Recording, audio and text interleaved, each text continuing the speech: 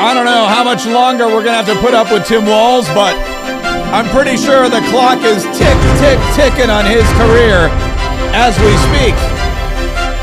I think he's already had way too many minutes of fame. That 15 minutes of fame should have expired when Kamala Harris's hopes and dreams did, but this guy, for whatever reason, is still hanging out. What's up? This is Mark Kaye Saves the Republic, and stoked that you decided to spend some time with me today. Really overjoyed, over the moon. If I were the moon, well, I'd be over myself. That doesn't make any sense at all. But I'm just really excited. I'm really excited that you're here, and I'm excited that you're going to be here for the next, like 90 minutes or so. We'll see how long it goes. I actually have, I'm going to be honest with you, a very stacked day today. And in the middle of everything else, we are waiting on the press briefing from White House Press Secretary Extraordinaire Karoline Leavitt, who will be updating us. I'm sure there's some information about what happened yesterday in Minneapolis, Minnesota, with the transgender shooter raging. I mean, really, it's an act of domestic terrorism. FBI Director Kash Patel called it. It's a hate crime against Catholics. And as a Catholic, let me just tell you, I'm fully aware that people hate me, but the FBI used to be.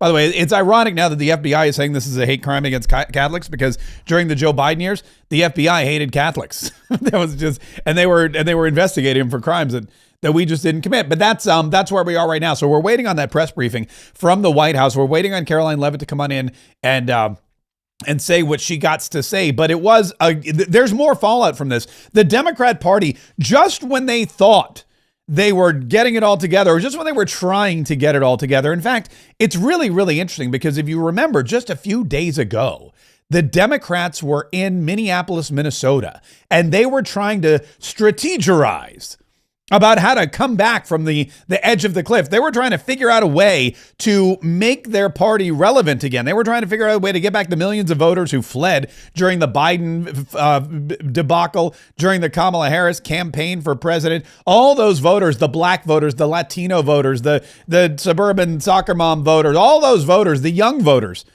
who fled the Democrat Party in droves because they just have way too much common sense for that kind of thing.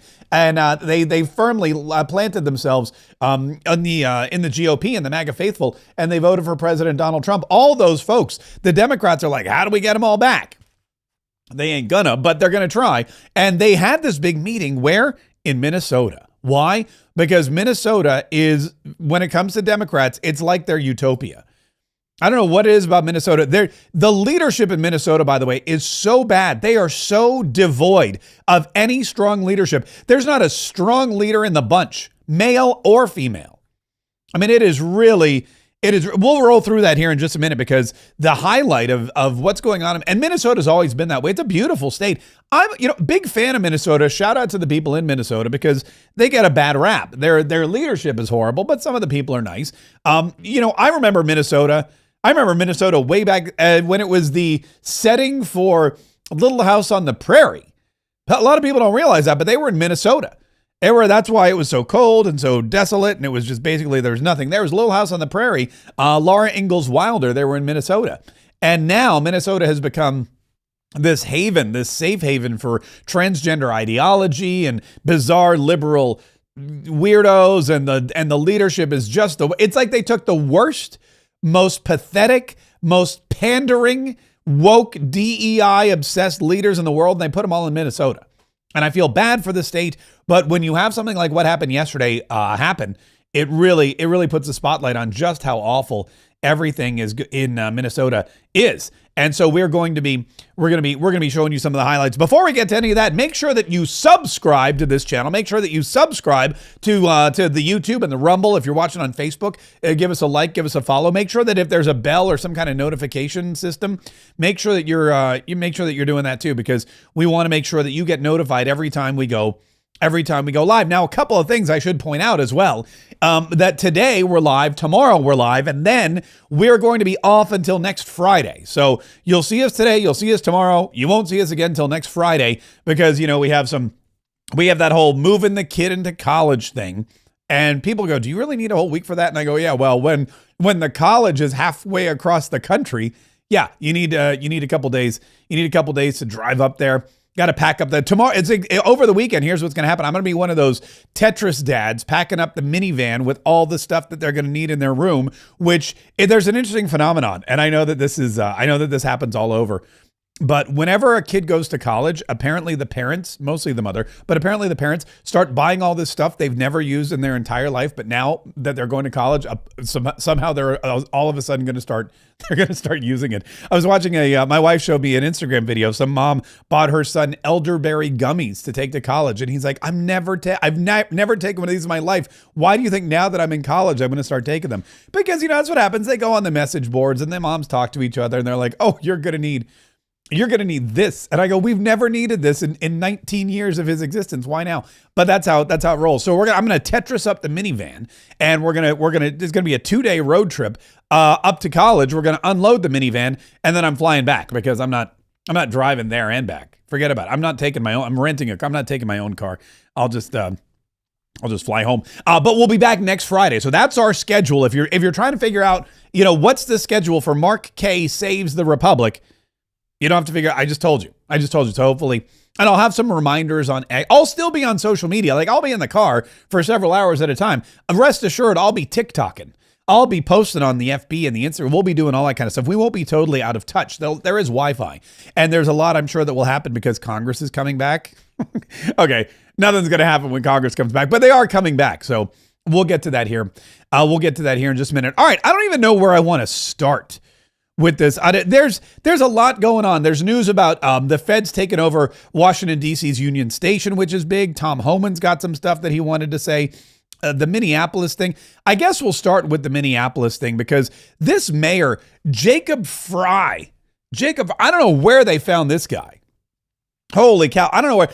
When you roll through, when you itemize the leadership in Minneapolis, Minnesota, or in the state of Minnesota, it really is. You couldn't come up with a more ridiculous group of people if you tried. It's like they're casting a remake of Parks and Rec, but for the whole state of Minnesota.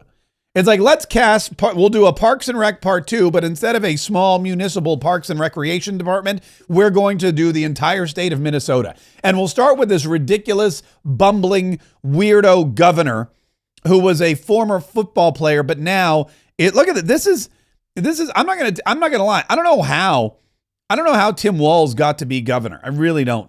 But this is the guy who's governor. Look at this. This is from Brent. Sure. 2 weeks after a transgender shot up a Christian school in Tennessee, you may remember that, in 2023, the head of Minnesota's Catholic schools begged Tim Walz for help. Our schools are under attack, he wrote. Walz did nothing, but that month, Walz signed a bill making Minnesota a trans refuge. Isn't that amazing? This is Tim Walz. Tim Walz made this. Here it is. Here's the actual video of it. This is him. 2 years ago, Governor Tim Walz signs a bill establishing Minnesota as a trans refugee state. And now they have the gall to blame Republicans for this. Here he is, signing the document, looking at some boy, girl, I'm not really sure. Guess what? Love wins. Here you go. Love.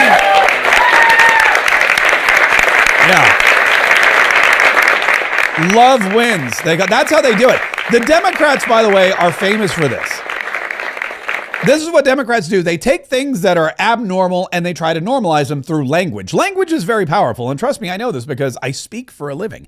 But language is very powerful. When you take a word that's bad, but you reestablish it as something that sounds good and wholesome, you're able to sell it to a lot more gullible people in the Democrat Party. And so what they do, for example, like in this instance, I mean, you see it all the time. Look at abortion, right? Abortion is the murder of an unborn child, right? But the Democrats, that's not really good. So what do they have to do? They have to change abortion, and they have to make it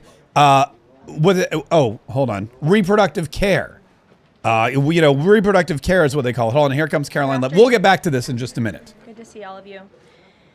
I want to begin today's briefing by addressing the horrific shooting that took place yesterday at the Annunciation Catholic Church in Minneapolis, Minnesota, where a deranged shooter opened fire during morning mass, killing an innocent 8-year-old and 10-year-old.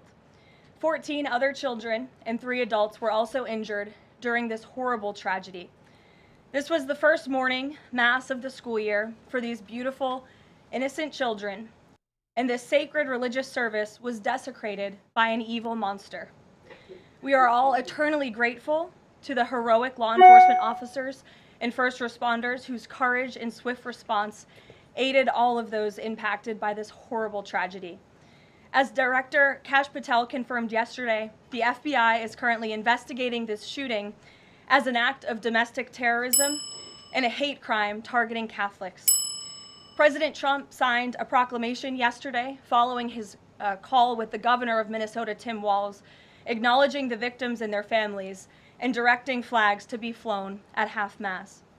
President Trump and the First Lady encouraged the entire nation to join all of us in praying for the victims and their families as they face unimaginable grief and loss. The White House and the FBI will continue to provide further updates as they become available.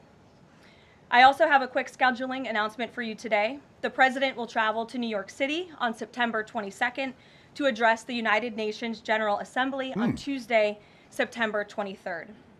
On another matter, as Americans make their Labor Day weekend travel plans, they will be able to enjoy 5-year low gas prices thanks to President Trump fully unleashing American energy dominance. President Trump ended Joe Biden's Green New Scam policies and is delivering on his promise to make America affordable again. These savings at the pump are giving everyday American families more room in their budgets at the end of each month, which is the exact opposite of what we saw under the previous administration. And as we commemorate Labor Day this year, we finally have a president who fights and delivers for the American worker every single day. President Trump believes that American workers are the heart and soul of our economy and our national identity, which is why he's championed an agenda that puts them first always. For decades, the hardworking men and women of our country who built the greatest nation in world history were sold out by selfish, greedy, short-sighted globalists who put our country on a path to economic and cultural ruin. They hollowed out our factories and towns and betrayed the American working class by shipping jobs overseas and importing millions of low-wage migrants to replace American workers. Under President Trump, this national disgrace is over.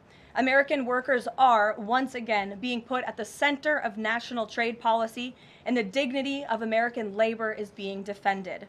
As a result, President Trump has already brought in nearly $10 trillion in new private and foreign investments so that the top businesses in the world can create high-paying jobs in America and hire American workers to fill them.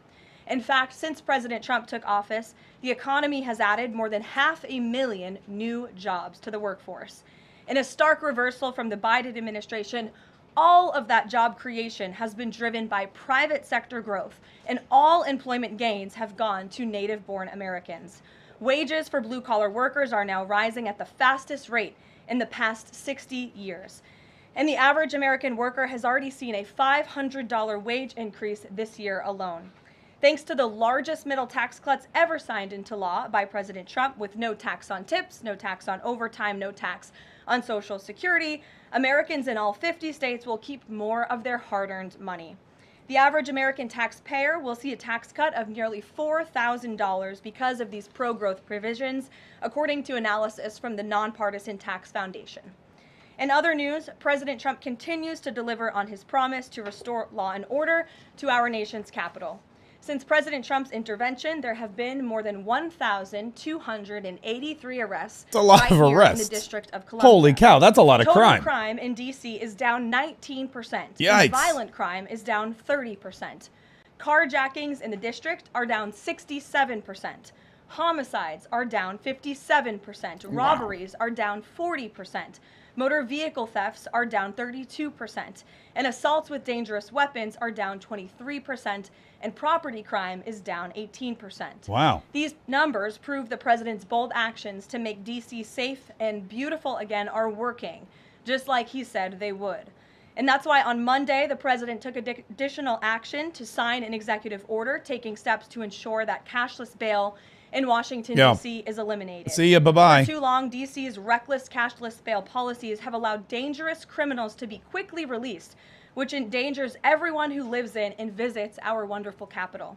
No cash bail has also foolishly forced law enforcement to repeatedly arrest the same offenders over and over again, only for them to be released back into our nation's capital. This is the definition of insanity, and the president is seeking to end it. He also signed a separate executive order addressing the crime emergency in D.C. by instructing the National Park Service to hire additional United States Park Police officers to support public safety, and directing the U.S. Attorney's Office for D.C. to hire additional prosecutors to focus solely on violent and property crime. That's So Judge while Judy, liberal or Judge Democrats Janine, across rather. the country Judge continue Judy's to totally double different. down on their failed soft on crime approach, the American people, including local D.C. leadership, business owners, and residents, are rallying behind President Trump's crime crackdown. According to new polling, 81% of Americans say crime is a major problem in large cities across the country. And a clear majority of Americans believe the president's actions are justified and necessary to reduce crime Hear, hear. in these cities. Indu Bhatia, who runs a liquor store a half mile from the White House here just down the street, is one of those Americans who are grateful for President Trump's public safety push. Indu recently told the New York Post that her store was robbed so many times that they had to spend exorbitant sums of money on security, jeopardizing her family's financial future. But thanks to President Trump's strong action, Indu said, quote, "All of my employees, including me, we feel much safer, and even our customers feel really happy when they walk into our store." It's a half mile from And the just White House she's yesterday, talking about, Washington, D.C. Mayor Muriel Bowser credited President Trump for surging federal law enforcement I have personnel and said neighborhoods, quote, "feel and are much safer." We thank Mayor Bowser for her cooperation and her willingness to help us make D.C. safe and beautiful. This entire effort has vindicated what President Trump and law and order advocates have been saying for years. And this is our message to Americans in Democrat-run cities nationwide. Decline is a choice. You don't have to live in constant fear of being robbed, raped, or murdered. That is true. Your leaders are lying to you, and they have been failing you for decades. The President Trump approach of upholding law and order by letting our brave men and women in blue actually do their jobs to aggressively fight crime works. In just a few weeks, President Trump has done more for D.C. residents than Democrats did in 50 years. 50 years. And this can be replicated in other crime-ridden cities across the nation. Chicago. As President Trump has said, all of these elected New officials York. in charge have to do is pick up the phone and ask for the president and the federal government's help. Ring, ring. President Trump doesn't care if they are a Republican or a Democrat leader. He wants Americans to be safe and for every law-abiding American citizen across the country to be able to thrive in their city and in their community. That's all we want With to. that, I'll take questions. Here in our new media seat today, we have social media influencer, content creator, Brandon Tatum. Brandon, Oh. thank you so much for joining us today. Why don't you Officer kick us off? Tatum. Caroline, thank you so much for having me. I really appreciate it. And on behalf of everybody that follow me, the millions of people that follow me, I Yeah. want to say thank you for making a sacrifice and dealing with some of the most disingenuous people on planet Earth at times. I have two questions. The first question is associated with the shooting that occurred the other day. And I want to ask the question of, we know that it's not a gun thing. Any rational person knows it's not a gun thing. We know it's a mental health issue. So I want to know from you, what is President Trump and the White House going to do to address mental health issues around the country? It's a great associated question. With these shootings, and the Great second thing is Chicago. Great question. You know, anybody with, and I say with a connected brainstem, knows that Chicago's crime is out of control. And young black men are getting killed, laying dead in the middle of the streets every single day in Chicago. No president has addressed any of these issues. And so what is the White House going to do to address issues in their capacity to deal with the conflict and violence in That's a Chicago? very long question, but a good Well, one. to your first question about this shooting in Minnesota, right now, the administration is focused on helping the people of Minnesota. It's been less than a day, of course, since this tragedy happened. We have federal law enforcement on the ground assisting local law enforcement. This investigation is ongoing. There's still a lot of facts to understand about these circumstances, and so we're going to continue to do that. As for Chicago and cracking down on crime, it is a priority of this administration to ensure that American cities are safe again, and I'm so glad that you brought up the crime in Chicago, because we've been seeing the governor of Illinois parading out there saying that There's nothing wrong with Chicago. It's a great place to live. There's no crime there. He doesn't need President Trump's help. Well, I think the residents of Chicago beg to differ, and the statistics beg to differ. And I'll just share a few of those statistics with all of you. For 13 consecutive years, Chicago has had the most murders of any U.S. city. This is J.B. Pritzker's legacy, by the way. For 7 consecutive years, Chicago has had the highest murder rate among U.S. cities with more than 1 million people. In 2024, just last year, Chicago's murder rate per capita was 3 times higher than Los Angeles and nearly 5 times higher than New York City. That's more than double the murder rate in Islamabad and nearly 15 times more than Delhi. Out of Chicago's 147,899 reported crimes this year, that's how many crimes have been reported in Chicago since January 1st. There have only been arrests in 16% of them. These numbers are unacceptable. There have been more illegal guns recovered in Chicago than in New York City and Los Angeles combined. The number of reported motor vehicle thefts last year was more than double the number in 2021. And Chicago has also, just like DC, come under scrutiny over discrepancies in its homicide data reporting. So as bad as these numbers are, perhaps they're worse. Worse. They're worse. And this They're is lying. Governor Pritzker's legacy. He should put politics aside. He should pick up the phone and call this president, who would be more than happy to do right by law-abiding American residents in the city of Chicago. Job of the Pritzker. Gabe, and thanks for being here, Brandon. JB the Hut. Thank you so much. First on the firing of the CDC director. First, Sure. who will replace her? And then also, overnight, the White House said that she did not align with the president's agenda. Dr. Menard's attorneys say that she refused to rubber stamp unscientific, reckless directives and fire dedicated health experts. This is a question about the CDC director that was fired. Look, and what I will say about this individual is yeah, that sorry, her I can't do lawyers anything about the video audio. made it abundantly It's clear jacked up. themselves that she was They're not aligned as with loud the as they should be at the White House today. Healthy again. And the secretary asked her to resign. So She there's said nothing she else I would, can and do. then she said she wouldn't, so the president fired her, which he has every right to do. It was President They always Trump have who was softer audio, but this is overwhelmingly way worse reelected than on usual. And November 5th. This I've gone woman as has high as never I received a possibly vote can. in her life, and the president has the Like authority Hunter. to fire those who are not aligned with his mission. A new replacement will be announced by either the president or the secretary very soon. And the president and Secretary Kennedy are committed to restoring trust and transparency and credibility to the CDC by ensuring their leadership and their decisions are more public-facing, more accountable, strengthening our public health system, and restoring it to its core mission of protecting Americans from communicable diseases, investing in innovation to prevent, detect, and respond to future threats. That's the mission of the CDC, and we're going to make sure that folks that are in positions of leadership there are aligned with that mission. Briefly on another topic, alligator Alcatraz. Last week, Alligator, you're asking about alligator Alcatraz? Concerns lawsuit said that the administration has 60 days to wind down operations there, state officials did. Now, the administration has not been shy in fighting back against what it calls activist judges, but why is it backing down this time? We're not backing down. We've always said that we are going to continue to fight in the court of law for what's right, because we know that what this administration is doing with respect to all policy, but also immigration policy, is above the books, and we're abiding by our nation's immigration laws. And we think it's despicable that an activist judge has inserted themselves in this migrant detention facility to the point where DHS is now having to relocate these illegal immigrants to other detention facilities around the country. That is an unnecessary burden on the Department of Homeland Security and these agents who should be removing these criminals from our community. That's what the American people elected this president to do. So we've always maintained, Gabe, we're going to comply with court orders, but we're also going to fight back on them on the merits of the law. And DHS is in compliance while we disagree with this decision, and we'll continue to fight it in court. Oh, these activist judges. Senate's got to come back and put in some new judges. That's what they should be doing. So just following up on the CDC firing, Sure. Are you anticipating other changes there at CDC in addition to that firing? And is the administration going through in a very sort of organized fashion? Is there a task force that's going through high-level appointees to see who is or isn't aligned with the mission? Like, should we expect more changes? Not to my knowledge. I understand there were a few other individuals who resigned They after quit. the firing of Ms. Monterez.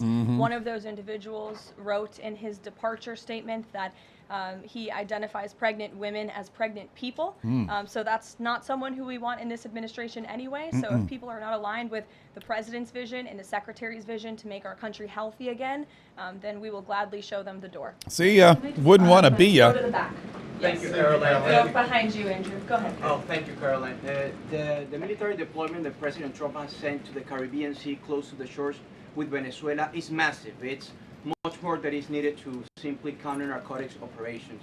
Is President Trump considering launching military strikes to military installments or facilities in Venezuela? I'm sure he would tell you about I it too. won't get ahead of the president with respect to any military action or questions about that ever.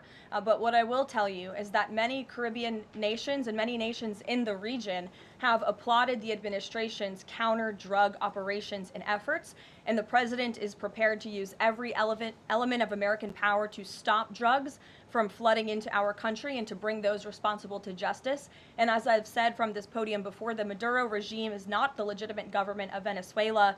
It is a narco-terror cartel. Maduro is not a legitimate president. He is a fugitive head of this drug cartel. He has been indicted in the United States for trafficking drugs into our country, and it is the utmost responsibility of this president and this administration to prevent the illicit flow of drugs into our country and to protect citizens from those deadly poisons. Yeah, that's all they're doing. Thanks, Caroline. I have two questions for you. Sure. Democrats, including former White House Press Secretary Jen Psaki and Minneapolis Oh, I Mayor have Jacob this. Frey, attacked prayer and pushed gun control in the aftermath of yesterday's shooting.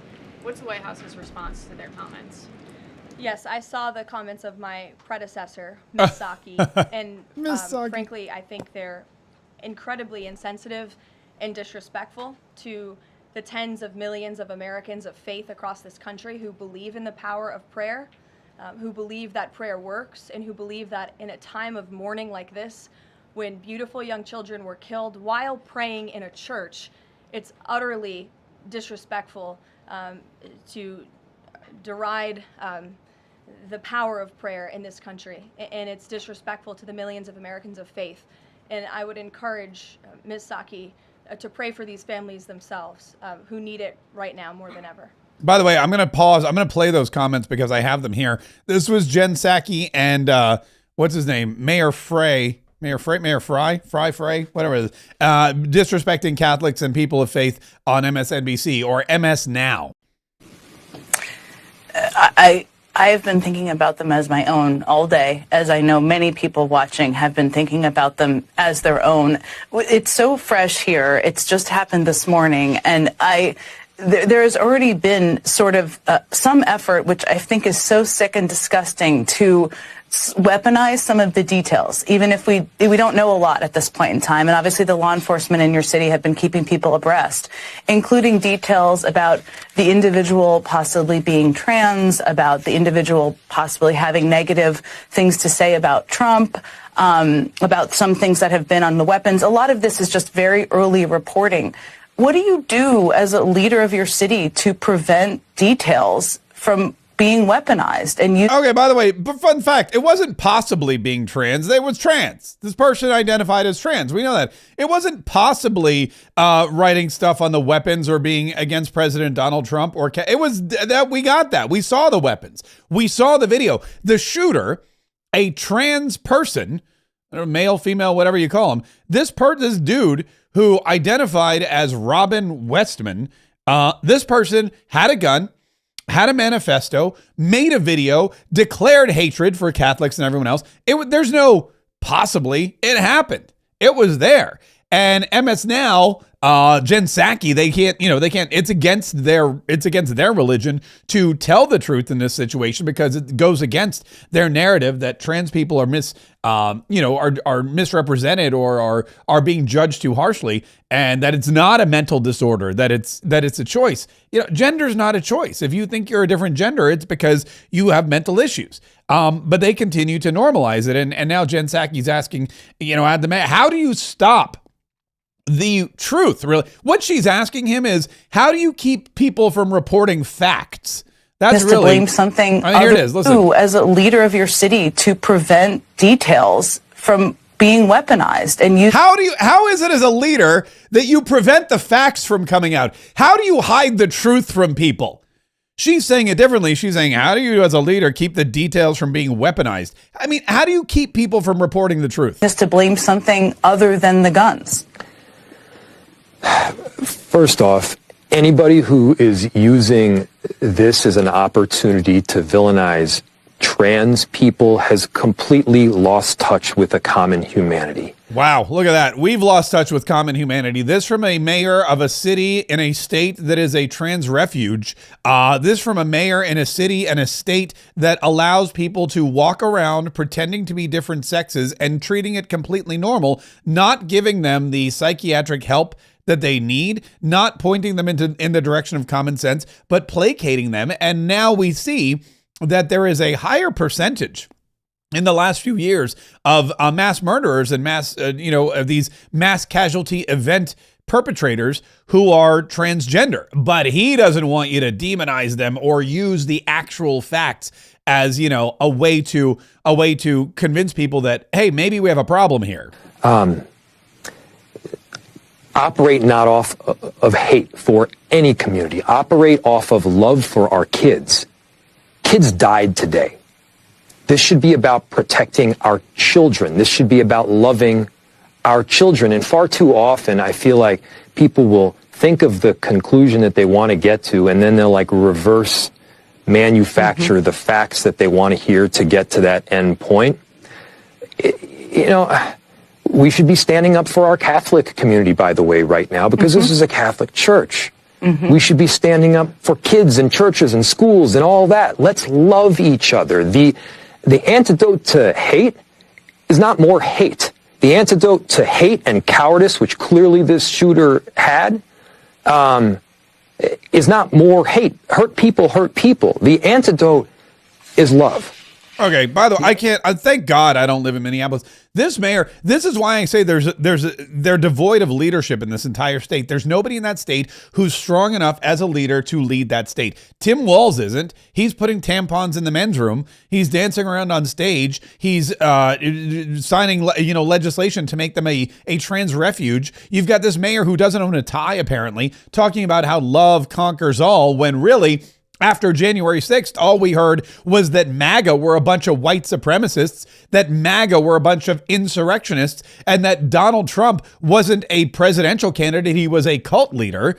That's all I ever heard. All I ever got called for wearing a red hat or going to a Trump rally was being called a racist and a misogynist and God knows what other, a Nazi. How many times? Raise your hand if you've been called a Nazi in the past couple of years. I haven't been on Facebook that much this morning, but if I go into my Facebook comments, there's probably at least 3 references to me and, and Nazism. But that's all that it was. It was after January 6th. It was this. Donald Trump's horrible. MAGA's horrible. These people need to be imprisoned. And they were unfairly by the FBI. But now we have multiple transgender shooters, and it's unfair to judge the community. It's unfair to say that these people are the problem. It's unfair to draw conclusions that maybe there's a link between mass murder and the idea that your gender at birth isn't your gender now. Is that really too far-fetched? I don't think so. And I think most of America doesn't think so either. My second question for you is that there have been media outlets who have glazed over the fact that the shooter was confused in their gender identity. Here we go. Does the administration believe that this element needs to be investigated in the shooting? All of the elements are being investigated in the shooting, absolutely. Which is why part of the reason the FBI director came out and immediately confirmed that facet of the investigation. John. Thanks a lot, Carolyn. 2 questions on 2 separate issues. First of all, the drone and missile strikes that took place overnight in Ukraine. All right, we'll get back to Ukraine because we may piece together this press conference today, because I don't want to talk right now about Russia and Ukraine. I want to get back to this whole issue because this is an important issue. The issue we have here is that in the state of Minnesota, in a lot of places, you have people who are, you have people who are not even confused, I don't think. I think they're just, there's a lot of it, I think, has been societal. I think there's the normalization of this kind of behavior also adds to it. But there's something, Trey Gowdy, who, I don't know what's going on with Trey Gowdy. Trey Gowdy is, he was a congressman from South Carolina. until Donald Trump came along and Trey Gowdy decided he did not want to be in Congress anymore. Trey Gowdy hated Donald Trump so much that he said, I'm not going to serve in the Congress under President Donald Trump. I just don't want that to be my legacy. So he abandoned the Republican Party. He left Congress and he left an open seat. I think it was filled by a Republican. That wasn't a big problem. But then he got a haircut. He got some mousse and he went on Fox News, and now he's on Fox News. And yesterday he said something which, nobody ever really thought that Trey Gowdy was hyper conservative, but he said something on Fox News yesterday after the shooting, which just, has everybody going, fire. Why is this guy on my TV? Listen to Trey Gowdy blaming, basically, well, you know what? I'll just play you the clip. Our system is reactive. Something bad happens, we react to it. And what people are crying for now is, how can we prevent this? How can we stop it? And the only way to stop it is to identify the shooter ahead of time or keep the weapons out of their hands. And so we're going to have a conversation of freedom versus protecting children. Freedom, by the way, freedom. We don't have to have that conversation. The conversation is over. Freedom. That's the answer. If you're saying, hey, let's have a conversation, what do you pick, freedom or protecting children? Fun fact, you can do both. But if you take away someone's freedom, you're not protecting the children. You're not protecting the children. You've just taken away their freedom. It's a dumb argument. It doesn't make any sense. And it really shows a new side of Trey Gowdy or maybe not a new side, but it really, I guess it would say, reaffirms Trey Gowdy's stance on our democratic republic and his dislike of it. How many school shootings does it take before we're going to have a conversation about keeping firearms out? It's always a young white male. Okay, that's the point. That's the point when people started to throw things at their TV. It's always a young white male. Keeping firearms out. It's always a young white male. He's saying, when are we going to have a conversation finally? How many school shootings does it take before we all sit down and say, look, we got to take the guns away from the young white males, which I don't want to point out that he just misgendered this shooter, but this gendered shooter apparently identified as a young white female. I don't even know if they identified as white. I'm going to be honest with you. But this dude says, I'm a girl, changes his name, gets guns, goes and shoots up a church, takes the lives of 2 innocent children, injures 14 others, not to mention some adults, really destroys the sanctity of that entire congregation and everyone who was there forever. And it's white males who are to blame. You know who says this kind of thing? Joe Biden. This is a Joe Biden thing. This is exactly Joe Biden saying Joe Biden stood in front of the church in Philadelphia with the blood red satanic lights behind him, and he said the greatest threat to the number one threat to our democracy is white supremacy, which is the dumbest. Nobody's worried about white supremacy. If you roll into Chicago right now and you talk to folks and say, what's the biggest problem in your life right now? They're going to say crime. They're going to say taxes. They're going to say lack of, freedom. They're going to say, nobody's going to say, oh, you know what the biggest problem in my life right now is? White supremacy. If you come to Florida, you know what people are going to say? Property tax. You ask anybody in the state of Florida, hey, what's the biggest issue in your life right now? They're going to say, oh, property taxes are and insurance, homeowners insurance in the state of Florida is ridiculous. It's through the roof. These hurricanes, the insurance companies are pulling out of here. We can't buy homes. The carpenters they can't get the money that they need to rebuild. It's horrible. Nobody in Florida is going to say white supremacy. But here comes Trey Gowdy saying, we got to get the guns out of the hands of the young white males. It's ridiculous. Almost always. I mean, did anyone this morning... Also, by the way, listen to this, because this is equally stupid. ...about keeping firearms out? It's always a young white male. Almost always. Okay, and let me point something out to you, because I literally, 3 weeks ago, I went to the Republican Liberty Caucus meeting, right? And it was a great meeting. We had a great time. Lots of great people. I was at the Republican Liberty Caucus meeting. I went and I spoke there for a couple of minutes, and they had a presentation about keeping yourself safe in the workplace or keeping yourself safe in public. And they had an officer come in and give a presentation that's given nationally, by the way, to lots of folks. And the one thing he said, I remember he said, there is no profile for a mass casualty perpetrator. There is no profile. If you look around the country every single year, the school shooters, the workplace shooters, the random acts of violence, the people that get into cars and drive through crowds and at festivals and events and in New Orleans, if you look at all of these people, there is no profile. They're not all white. They're not all male. They're not all Hispanic. They're not all Arab. They're not all gay. They're not all transgender. They're not all Asian. They're all of the above. And you do not have enough evidence or enough of a group of the same kind of person, the same characteristics, the same traits to say that this is the profile of a perpetrator of a mass casualty event.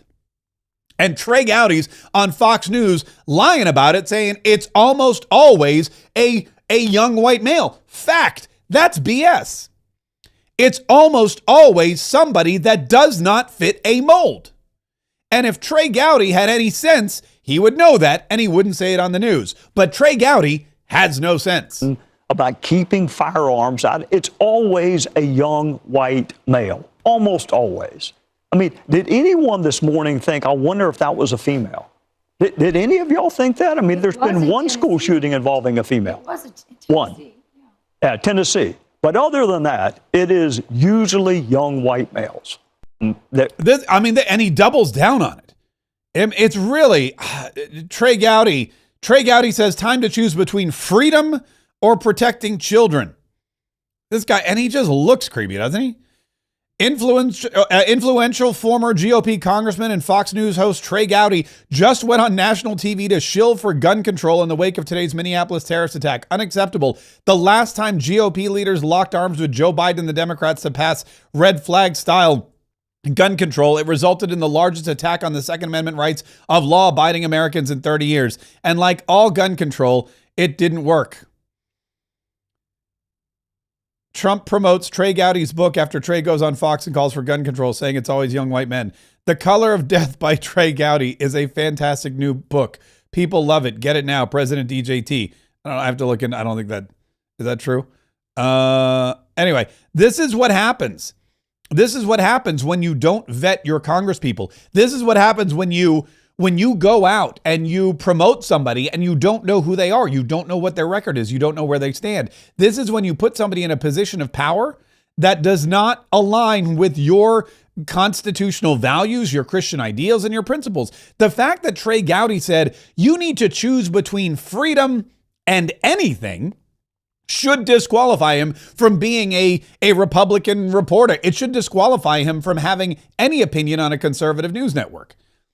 You would never, not to like pit Newsmax against Fox, whatever, but I'm on Newsmax a lot. On Newsmax all the time. And on Newsmax, if anybody ever said, you need to choose between freedom and blank, then they would never. The job of an American, let me explain to you explain. I know you know, but if there's anyone who's snuck in here who's like a Trey Gowdy fan or a Democrat or both, let me just explain to you the role of the American and the American dream and the Constitution. The United States of America is built on freedom. That's it. Freedom. You are free. God gave you freedom. You are granted by your Creator, okay, with certain unalienable rights, that among them are life, liberty, and the pursuit of happiness. That's it. Among them, that's not all of them, but among them, life. So you are free to live. You are free to have a life. God gave you a life, and the government of the United States of America will not take that away, and nobody else can either. And then there's liberty. Liberty means freedom, generally, in all aspects of your life. And the government will not take away your liberty, or isn't supposed to. And then the pursuit of happiness, not the guarantee of happiness, not the not the inconsequential truth that you will eventually be happy. No, you may be miserable your entire life. You may be searching for something your entire life. You may be looking for the love of your life, or $1 million, or a yacht, or just, peace. You may never get it, but you are free to pursue it. If God put a desire in your heart, you can do it in the United States of America. And that's it. That's basically it. And then they roll through, freedom of speech, freedom of religion, freedom of the press, freedom of, the right to assemble, the right to bear arms, which is very important. You get, the thing, as Joe Biden would say. The goal of an American is to live in a peaceful society while maintaining freedom. And if children are in danger, it's not because the rest of us have too much freedom. If children are in danger, or if a school is the scene of a crime, or a church or if a group of individuals is targeted, it's not because we have too much freedom. I've never perpetrated any kind of crime that I know of. Speeding, maybe I turned right on red when I wasn't supposed to. But it's not because I have too much freedom that this person in Minneapolis fired weapons repeatedly into a church, and taking away my freedom as a white male. I won't say young. At one point I was, as a white male, is not going to keep anybody safer. In fact, it's going to make a lot of people less safe. Why? Well, because if you take away the guns from the good guys, then the bad guys will thrive. Trey Gowdy knows all this. He sounds like one of these Democrats. He sounds like one of these moronic Democrats. In fact, I know. Is this the clip again? Let me just see. Suicidal transgender who hates Trump's Christians and Jews shoots up kids at a Catholic school, and the media wants to take away your handgun. So how are we supposed to protect ourselves from trans shooters? The media is bad at pattern recognition. We aren't. Just 2 years ago, another trans 20-something walked into a Christian school in Nashville with a rifle and shot 3 kids and 3 adults. They buried the manifesto and locked down the case. We've seen trans shootings in Colorado and in Maryland. They even shot up an ICE facility in Texas.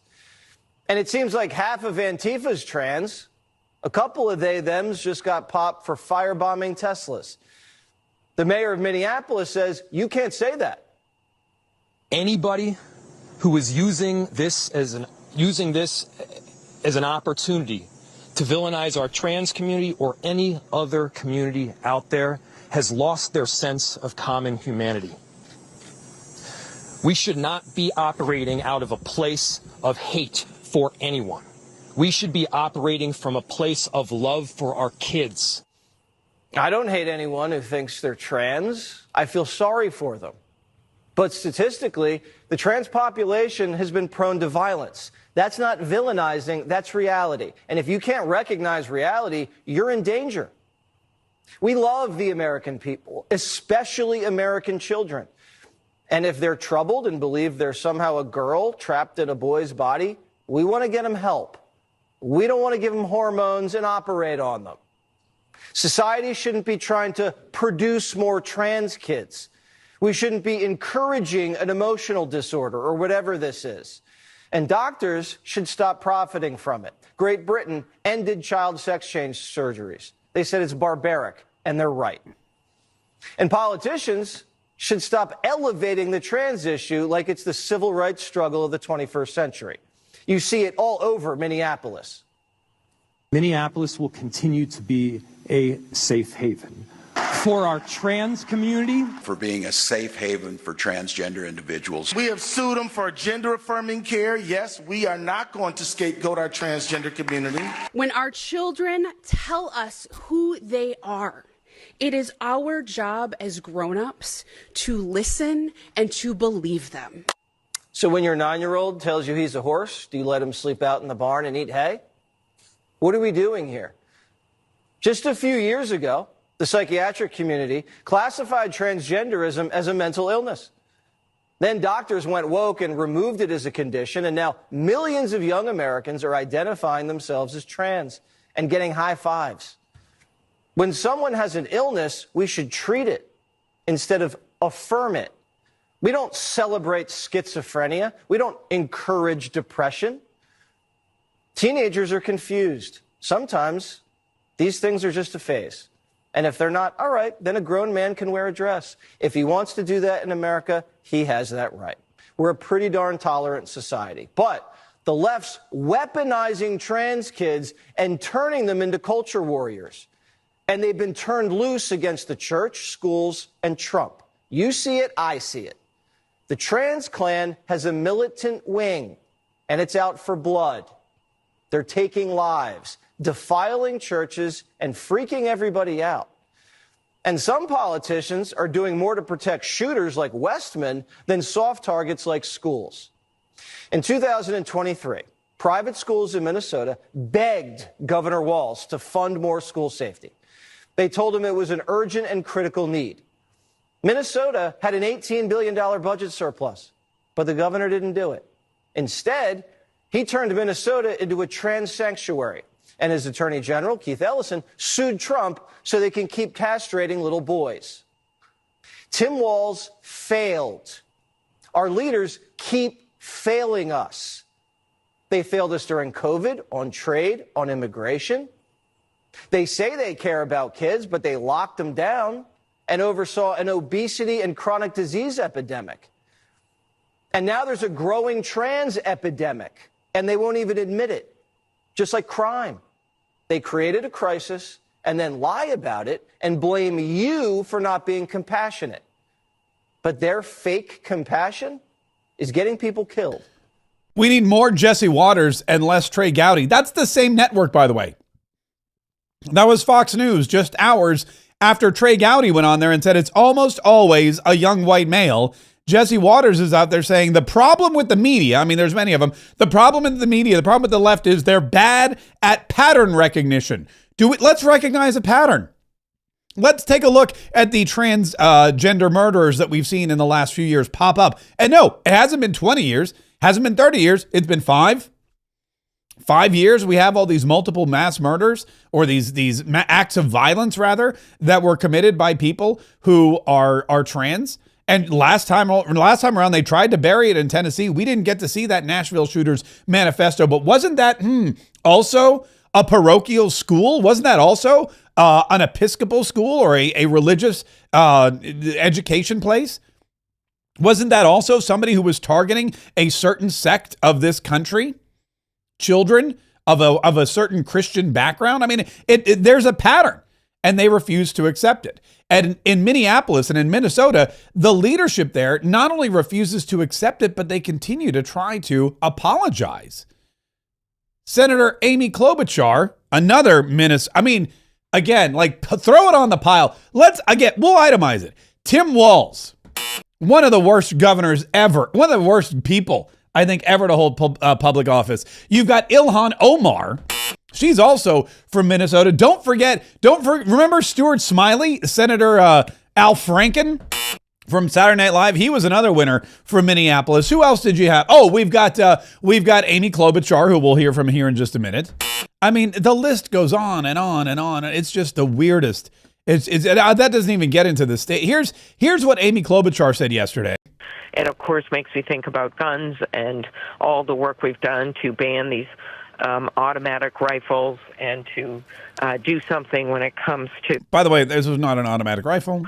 The background checks and everything, and we keep getting thwarted. We were able to pass a limited measure on a bipartisan basis, but not enough to stop something like this. And it just makes you think about that as well without knowing the details about how he got that gun, if the gun was legal, what kind of gun it was. But it was clearly one of these automatic rifles to be able to shoot that many kids so fast.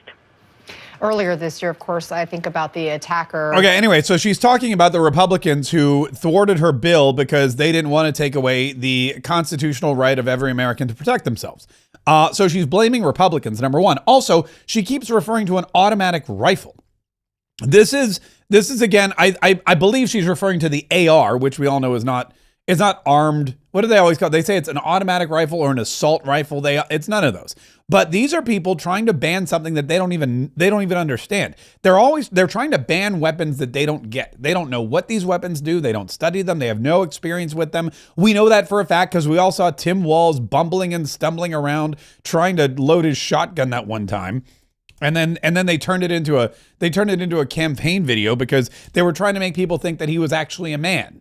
When we all know, well, we don't know. I'm not going to spread any rumors about Tim Walz. I'm just going to say I don't. Do you know what's really weird though? You know what's really weird? Do you remember this from the I believe this was the vice presidential debate versus JD Vance? This clip went viral. How eerie is this? Why? Yeah, I sat in that office with those Sandy Hook parents. I've become friends with school shooters. I've seen it. Look, the NRA, I was an NRA guy for a long time. Do you remember him saying I've become friends with school shooters? That is so eerie. This guy's the weirdest guy ever. And he's in charge of a state that is in freefall. Minnesota is in freefall. There's nobody running that state. And again, I'm sure there's Minnesotans out there. Minnesota is, by the way, I don't believe as blue a state as it looks. Like most blue states. Like California is blue along the coastline, but the rest of it's all red. Oregon is pretty red except for Portland. I know a lot of people who live in rural Oregon, you know, near the border of Washington and the border of Idaho. In fact, there are several counties in Oregon that wish to secede from Oregon and join Idaho because they're sick and tired of the liberals in Portland telling them how to do it. But Minneapolis, Minnesota is the same way. You got some places in Minnesota that are driving the election cycle, that are putting these people in place, and the entire state, the red-blooded patriotic Americans who voted for Donald Trump, end up with a mayor who walks around saying, let's be a transgender refuge, let's put tampons in the men's room, and oh yeah, I'm friends with school shooters. Why? Yeah, I sat in that office with those Sandy Hook parents. I've become friends with school shooters. I've seen it. Look, the NRA, I was an NRA guy for a long time. They used to teach gun safety. I'm of an age where my shotgun was in my car so I could pheasant hunt after football practice. That's not where we live today. And several things I want to... I don't believe this guy ever... I don't think he knows what a pheasant looks like. I don't think he knows I don't think he could pick a pheasant out of a lineup. Anyway, here is... there's another one here. There's just a whole bunch of Tim Walz being stupid. It's just, I do feel bad. I feel bad for the folks in Minnesota because I think they deserve better. Minnesota ranks the highest per capita for being a safe haven for transgender individuals in Minnesota. And can I just say, we can talk about economic growth and feeding children and growing the economy and creating jobs simultaneously with talking about everybody's human rights matters, and we shouldn't be demonizing that. By the way, don't forget, this is a guy, by the way, this is Tim Walz, who said everybody's human rights matter. Everybody's human rights matter. But during COVID, he sent cops out with paintball guns to shoot people in their homes, sitting on their porches. If you were sitting on your front porch during COVID, you got shot with paintball pellets. This is a guy who, for whatever reason, panders to the left wing of his party and ignores anybody else. It's really, it's time for a change. This is Chris Murphy. What's Chris Murphy saying? I just want to be honest with folks that until we have an election where the voters choose to put in charge of Congress and the White House people who take our kids' safety seriously, it's going to be really hard to get anything passed. We got that bill passed in 2022 because we had a president who cared about our kids' safety, and we had Democrats in charge of the House and the Senate. We got Republican votes for that bill. We did. A bunch of Republicans voted for it. But Republican leadership is never going to bring up bills to prioritize our kids' safety right now, and that's unfortunate, but it's... Donald Trump just sent the National Guard into the District of Columbia to clean up the crime and the drugs and the gangs and the murder, and crime is down 50% across the board. But the Republicans don't care a thing. They don't care a thing about your child's safety. It's just on and on and on and on. I haven't been to Minnesota in a very long time. You know what? I may not have ever been to Minnesota. But I do feel for the fine people in Minnesota because it is definitely a place that deserves better. It deserves a lot better. There's another one here. This is the principal. Listen to this. Is the principal of the school yesterday speaking after the shooting. We, as a community, have a responsibility to make sure that no child, no parent, no teacher ever has to experience what we've experienced today, ever again. I need everybody to commit those words to your speech patterns, never again. We lost 2 angels today. And please continue to pray for those still receiving care. We can't change the past, but we can do something about the future.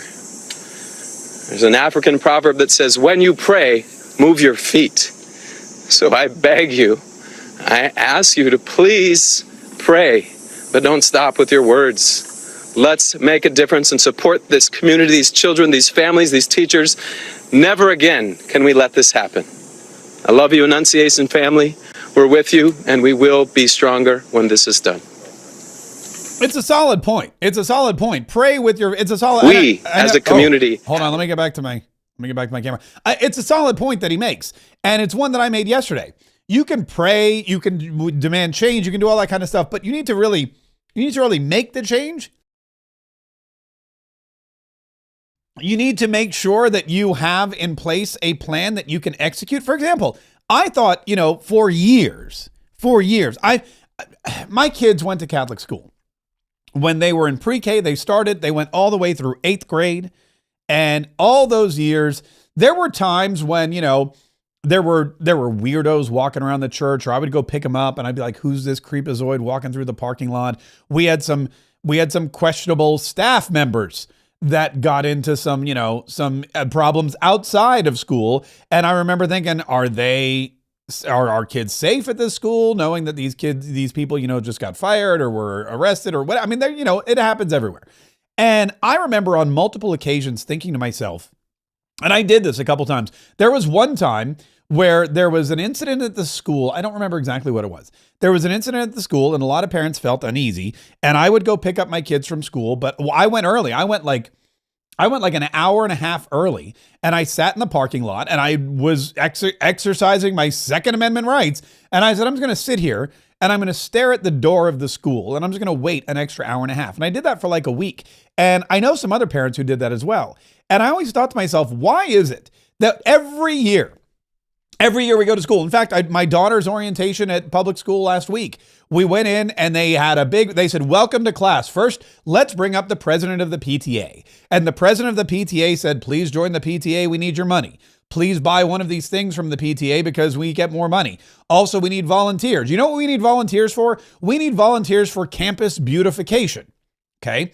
Fine. We need a volunteer coordinator to coordinate all of the people who are volunteering. Okay, that sounds great. We have this event and that event. If you're good with, bake sales and homecoming is coming up and we need parents to chaperone and all that kind of stuff. And I'm sitting here thinking to myself, where's the call for volunteers, dads or moms, uncles or aunts, grandparents, whoever, to come and stand guard outside the school?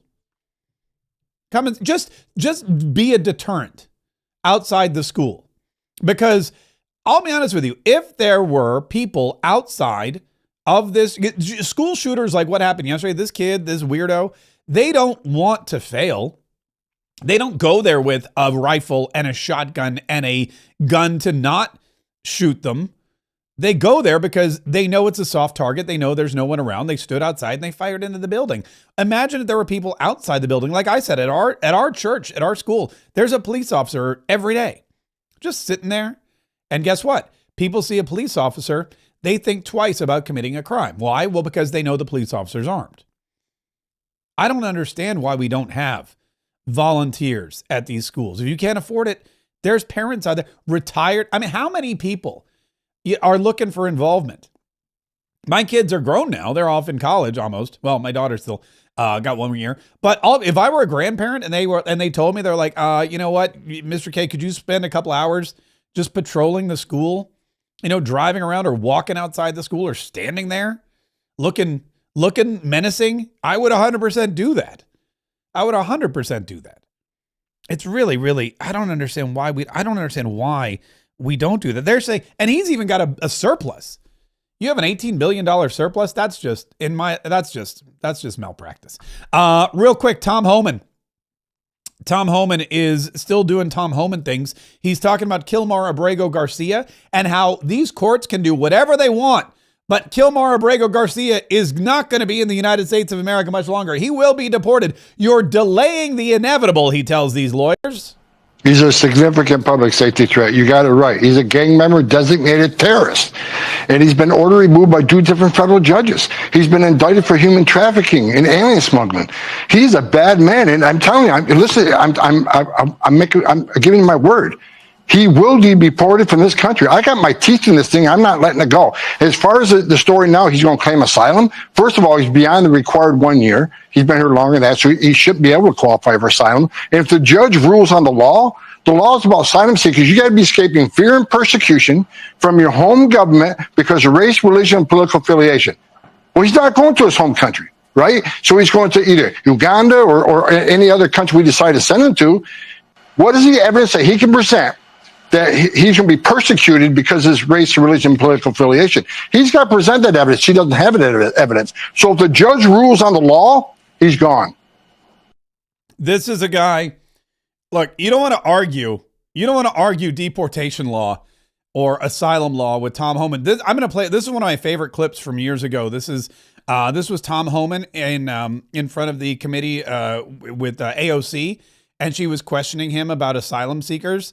This is one of the best back and forths in American political history. Which includes family separation.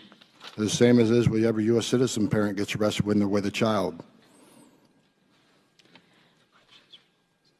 Zero tolerance was interpreted as the policy that separated children from their If I get arrested for DUI and I have a young child in the car, I'm going to be separated. When I was a police officer in New York and I arrested a father for domestic violence, I separated that father Mr. from his Homan, family. with all due respect, legal asylees are not charged with any crime. When you're into the country illegally, it's violation 8 United States Code 1325. Seeking asylum is legal. If you want to seek asylum, you go through the port of entry, do it the legal way. The Attorney General of the United States has made that clear. Okay. Okay.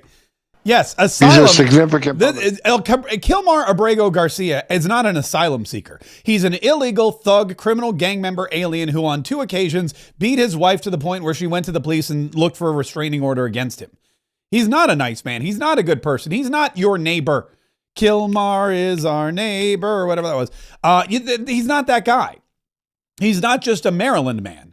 And Tom Homan knows that. And you cannot seek asylum once you've been in the country for years and you're not escaping any kind of political or religious, torture or persecution. There's zero leg for him to stand on. And Tom Homan said, I got my teeth in this guy.